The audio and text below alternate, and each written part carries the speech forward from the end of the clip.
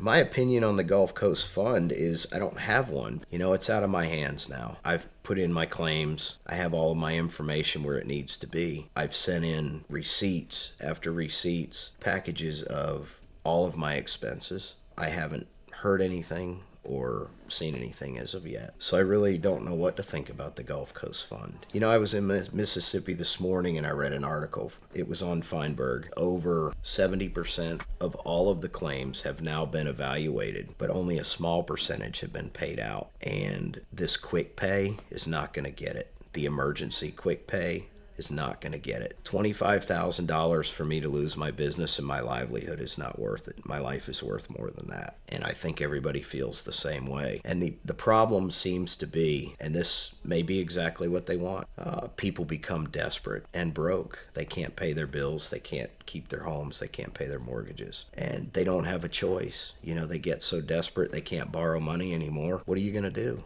Take the $5,000 or the $25,000 so you can survive just a little bit longer. That's really all that anybody can do right now. And I'm not going to do that. I refuse to do that because I've spent a whole lot more than that on this right here. I didn't approach BP. I don't know who to approach. Nobody knows who to approach to go and ask them to help you because you have medical problems.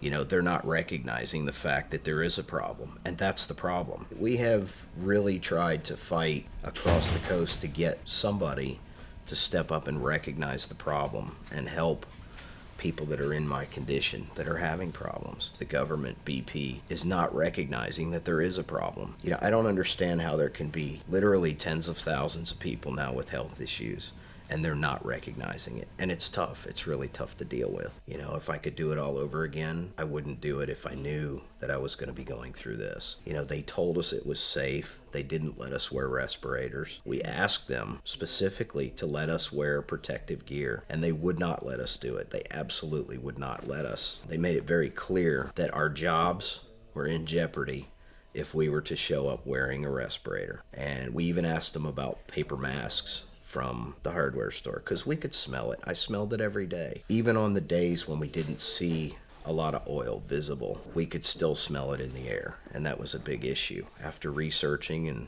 learning as much as I have since the program has ended, I would never go back and do this again knowing what I know now, without the protective gear. With the protective gear, it maybe would have made a big difference. I honestly think it would have made a big difference. But I'm not a scientist. I'm not a chemist. I'm not a toxicologist. I'm a fisherman. I've been thrown into this. Some people have called us accidental activists. If that's what it takes to get help, that's what I'm going to do. That's what it comes down to. My opinion on the safety of the seafood, if the proper testing shows that the seafood is safe, then let people eat seafood. I personally won't eat it. I'm a commercial fisherman. I won't eat seafood right now that comes from the Gulf. I don't feel like the proper testing has been done. We know that. They're not testing for heavy metals. That's a big issue. I'm not trying to tell anybody not to come to the Gulf Coast. I've lived off the tourist industry my whole life, but I also am not going to tell people to come down and poison themselves and convince them to eat seafood if I don't think it's safe. We're not going to know. The long term of this is going to be years before we know the effects in full. Unfortunately, right now, the problem is awareness and getting people to step up and really do the right thing. Come together and everybody get on the same page and really fight to get help. BP's going to go away and we're not going to get any help.